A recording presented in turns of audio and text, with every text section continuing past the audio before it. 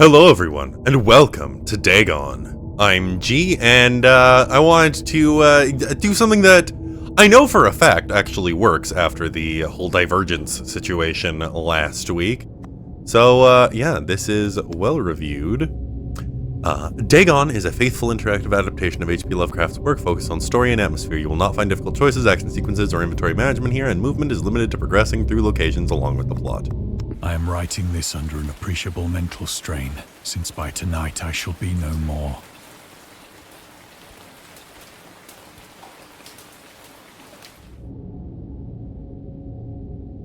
Oh.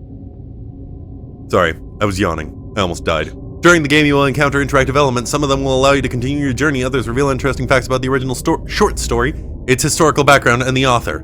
Some of the trivia is hidden. In order to find these secrets, focus your eyes and look for the Elder sign. Locus.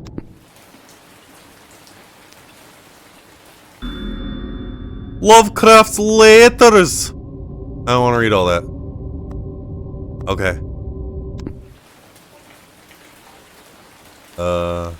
Okay. Anything else? No. Okay. Penniless, and at the end of my supply of the drug which alone makes life endurable, I can bear the torture no longer, and shall cast myself from this garret window into the squalid street below. Oh dear. Do not think from my slavery to morphine that I am a weakling or a degenerate. When you have read these hastily scrawled pages, you may guess, though never fully realize, why it is that I must have forgetfulness or death. Hastily scrawled notes. It was in one of the most open and least frequented parts of the broad Pacific that the packet of which I was supercargo fell a victim to the German sea raider.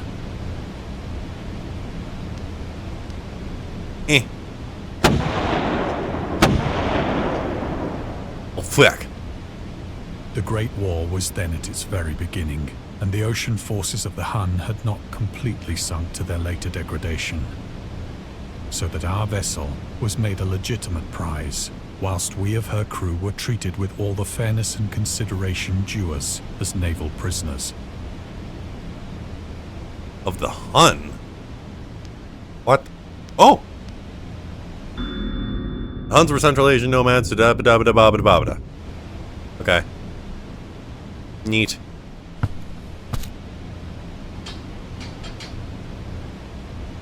So liberal, indeed, was the discipline of our captors, that 5 days after we were taken, I managed to escape alone, in a small boat, with water and provisions for a good length of time.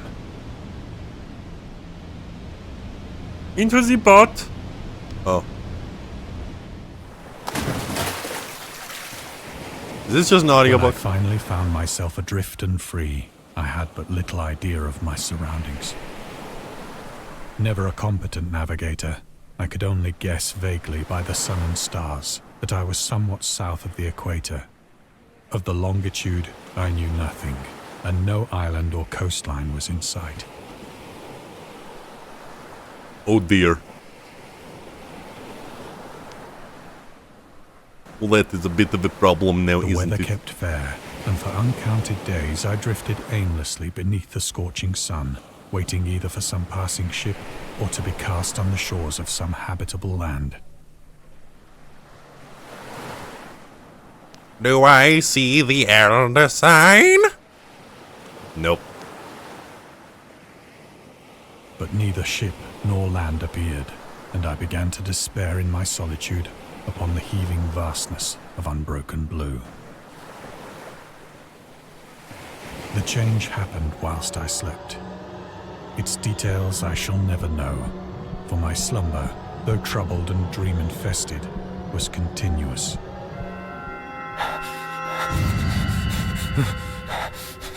Oh, this is good. I can't move around. I wish I could. That'd be cool. When at last I awoke, it was to discover myself half sucked into a slimy expanse of hellish black mire, which extended about me in monotonous undulations as far as I could see, and in which my boat lay grounded some distance away. Though one might well imagine that my first sensation would be of wonder at so prodigious and unexpected a transformation of scenery, I was in reality more horrified than astonished. For there was in the air, and in the rotting soil, a sinister quality which chilled me to the very core. The region was putrid with the carcasses of decaying fish, and of other, less describable things which I saw protruding from the nasty mud of the unending plain. Perhaps I should not hope to convey in mere words the unutterable hideousness that can dwell in absolute silence and barren immensity. There was nothing within hearing, and nothing in sight, save a vast reach of black slime. Yet the very completeness of the stillness and the homogeneity of the landscape oppressed me with a nauseating fear. The sun was blazing down from a sky which seemed to me almost black in its cloudless cruelty, as though reflecting the inky marsh beneath my feet. Yuck. Fish head. Origins of Dagon. Oh, yuck. As I crawled into the stranded boat, I realized that only one theory could explain my position. Through some unprecedented volcanic upheaval, a portion of the ocean floor must have been thrown to the surface, exposing regions for which innumerable millions of years had lain hidden under unfathomable watery depths. So great was the extent of the new land which had risen beneath me that I could not detect the faintest noise of the surging ocean, straining my ears as I might. Nor were there any seafowl to prey upon the dead things. Okay. Yummy. Delicious. For several hours I sat thinking or brooding in the boat, which lay upon its side and afforded a slight shade as the sun moved across the heavens. As the day progressed, the ground lost some of its stickiness and seemed likely to dry sufficiently for traveling purposes in a short time. That night I slept but little, and the next day I made for myself a pack containing food and water, preparatory to an overland journey in search of the vanished sea and possible rescue. Food and water. On the third morning, I found the soil dry enough to walk upon with ease. The odor of the fish was maddening, but I was too much concerned with graver things to mind so slight an evil, and set out boldly for an unknown goal.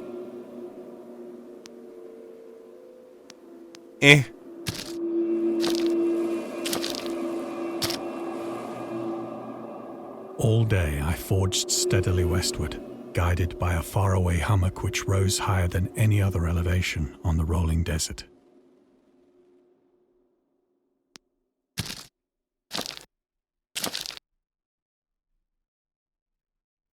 Yuck. Oh, that's a fucking whale. Holy shit.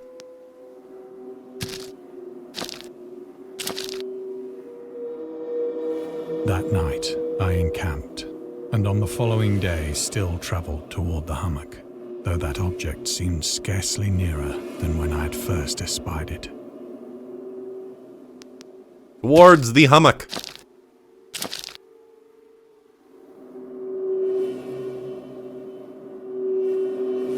By the fourth evening, I attained the base of the mound, which turned out to be much higher than it had appeared from a distance.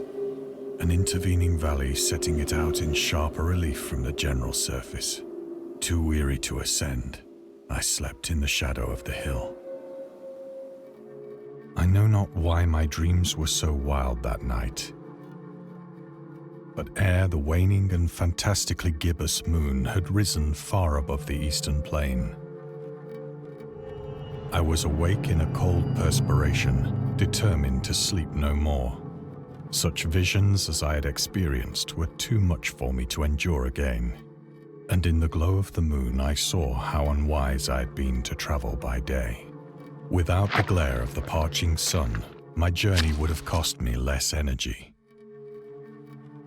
Indeed, I now felt quite able to perform the ascent which had deterred me at sunset.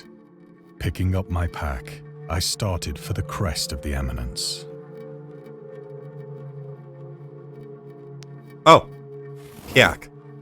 I have said that the unbroken monotony of the rolling plain was a source of vague horror to me.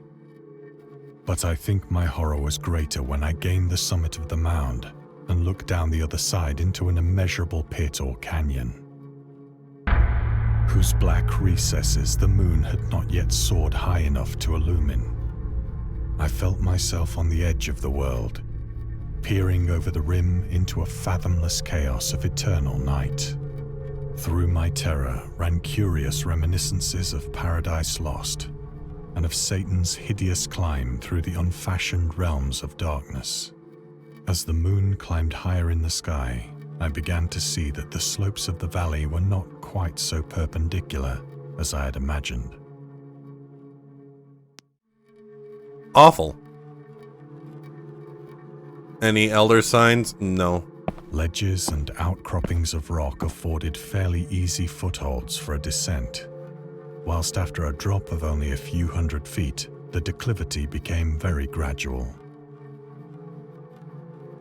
Down we go, I guess. This is a good idea. Urged on by an impulse which I cannot definitely analyze, I scrambled with difficulty down the rocks and stood on the gentler slope beneath, gazing into the Stygian deeps, where no light had yet penetrated. All at once, my attention was captured by a vast and singular object on the opposite slope, which rose steeply about 100 yards ahead of me. An object that gleamed whitely in the newly bestowed rays of the ascending moon. Yeah, this is fine. You should go towards that. That it was merely a gigantic piece of stone, I soon assured myself. But I was conscious of a distinct impression that its contour and position were not altogether the work of nature. A closer scrutiny filled me with sensations I cannot express. For despite its enormous magnitude, and its position in an abyss which had yawned at the bottom of the sea since the world was young, I perceived beyond a doubt that the strange object was a well-shaped monolith, whose massive bulk had known the workmanship and perhaps the worship of living and thinking creatures. Dazed and frightened, yet not without a certain thrill of the scientist's or archaeologist's delight, I examined my surroundings more closely. Okay. I'm examining. There's nothing.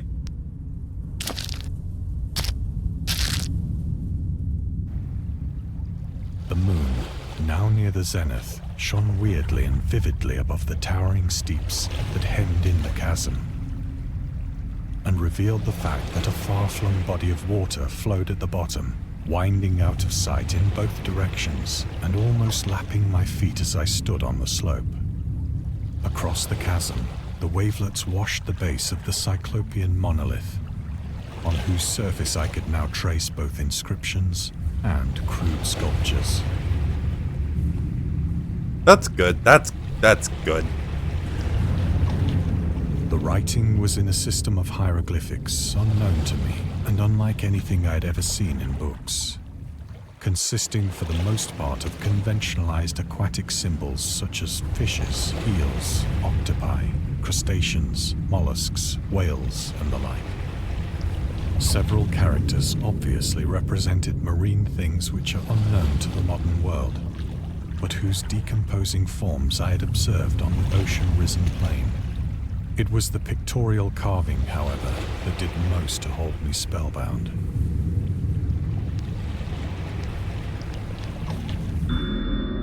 Dagon, carvings.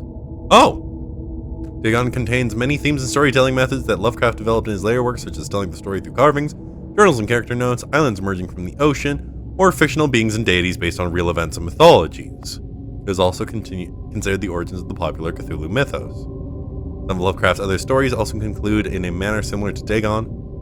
Huh. But this was a separate story. Plainly visible across the intervening water on account of their enormous size, were an array of bas-reliefs whose subjects would have excited the envy of a doré. I think that these things were supposed to depict men, at least a certain sort of men, though the creatures were shown disporting like fishes in the waters of some marine grotto, or paying homage at some monolithic shrine which appeared to be under the waves as well. Of their faces and forms I dare not speak in detail, for the mere remembrance makes me grow faint. Grotesque beyond the imagination of a Poe or a Bulwer. They were damnably human in general outline, despite webbed hands and feet, shockingly wide and flabby lips, glassy, bulging eyes, and other features less pleasant to recall. Curiously enough, they seem to have been chiseled badly out of proportion with their scenic background.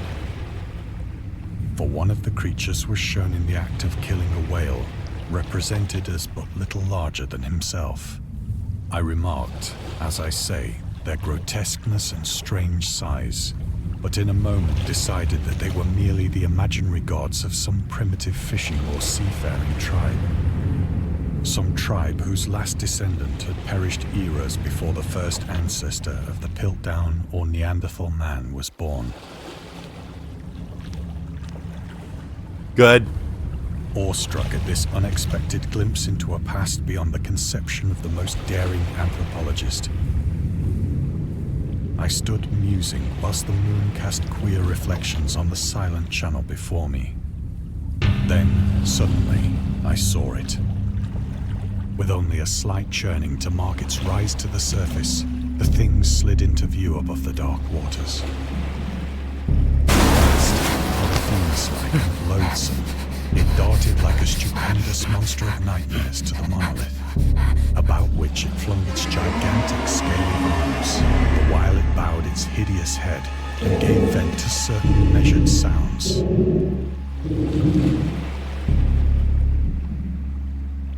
I think I went mad then. Of my frantic ascent of the sloping cliff and of my delirious journey back to the stranded boat, I remember little.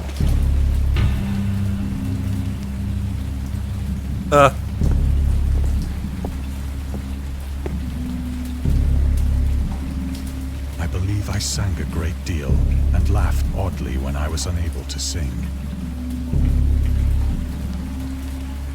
Always a good sign.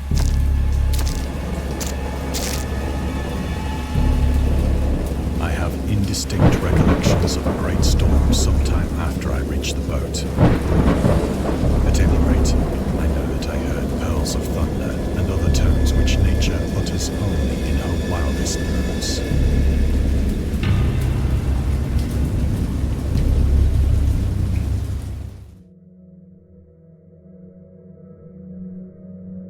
When I came out of the shadows, I was in a San Francisco hospital, brought thither by the captain of the American ship which had picked up my boat in mid-ocean. In my delirium, I had said much, but found that my words had been given scant attention. Of any land upheaval in the Pacific, my rescuers knew nothing, nor did I deem it necessary to insist upon a thing which I knew they could not believe.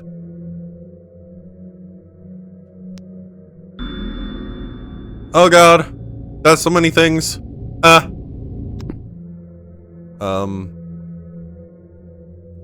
Any more elder signs? No.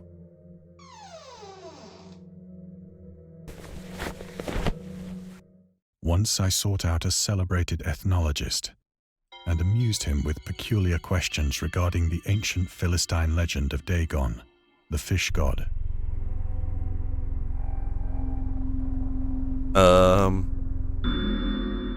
Dagon was the main entity of the Philistines worshipped throughout the Middle East as the ancient god of fertility and crops. In Hebrew, the word Dagon was a common noun for grain. The rulers of Akkad, Mesopotamia, chose him as the patron saint of their war conquest. He also appeared as the judge of the dead in an Assyrian poem and an underworld prison warder in one of the Babylonian texts. He is most often mistakenly taken for a fish god due to the wrong interpretation of his name, as in Hebrew the word dag means fish. In H.P. Lovecraft's works, Dagon is an underwater deity ruling over the deep ones, a humanoid race with fish traits that resides in the oceans. He is worshipped by a secret cult called the Esoteric Order of Dagon.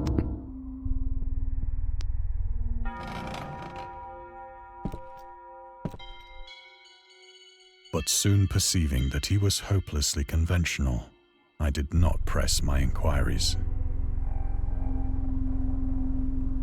I can actually turn all the way around. Oh, nice. Yeah. August Dorlith. Oh, too many. Too many word. Sounds like nerd shit.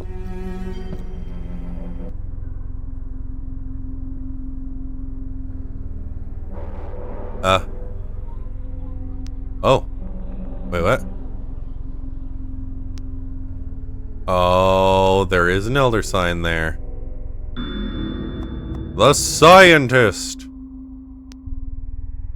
Scientia.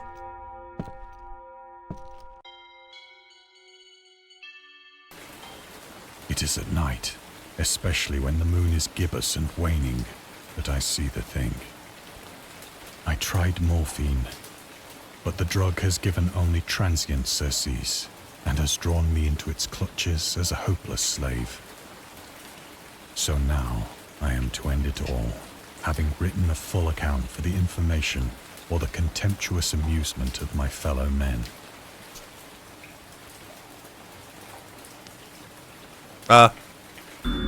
Lovecraft on tobacco and alcohol. He hated tobacco, very strong opinion of alcohol. Blah, blah, blah. Okay.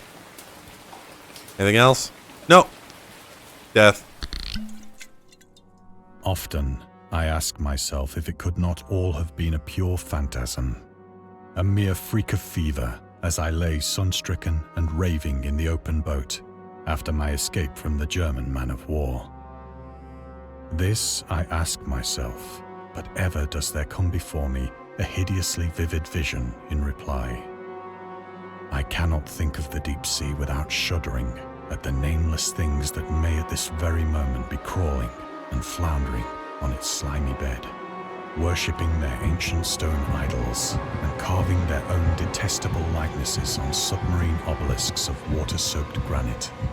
I dream of a day when they may rise above the billows to drag down into their reeking talons the remnants of puny, war-exhausted mankind.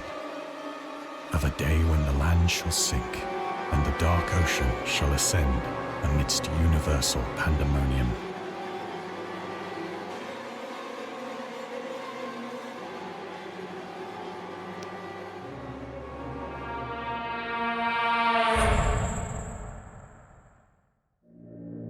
The end is near.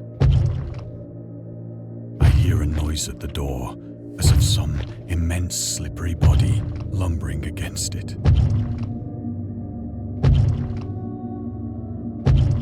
Good. Good, that feels good. That makes me happy. Elder sign. Protective symbol. Very nice. Oh. Oh, I thought that was a thing that I could click. It shall not find me.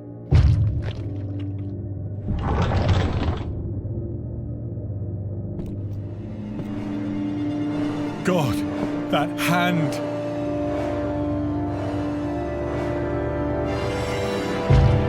The window! The window!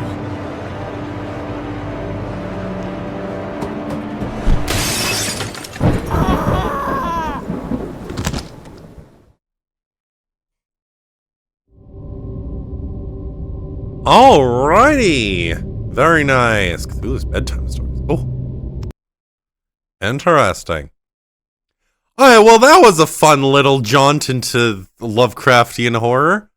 I expected it to be a little bit more free roam, kind of like The Shore, but I definitely did not dislike it. It was very atmospheric. It definitely, like, it fit really nicely with the themes of like Lovecraftian horror, particularly the Dagon, Innsmouth, you know, that sort of. And scary stories have been accompanying men for centuries. They have many faces and forms. But what is their purpose? Why do we enjoy being afraid so much? During our therapy, I'll try to...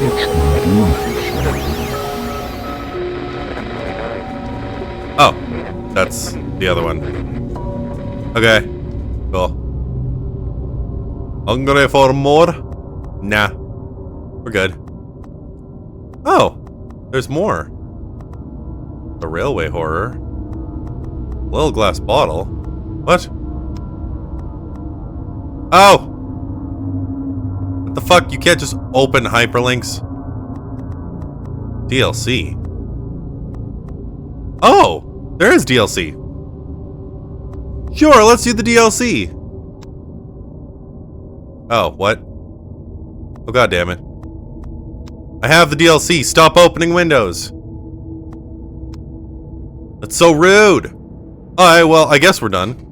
Yeah, I really liked that. I felt like it was very thematic. I do wish there had been a little bit more interactivity, but like, I get it. It was essentially just an audio book with, you know, cool visuals. Either way, liked it. Very nice. Hope you enjoyed it as well. But for now, thank you all so much for following my playthrough of Dagon, and I'll see you in the next episode. Bye now.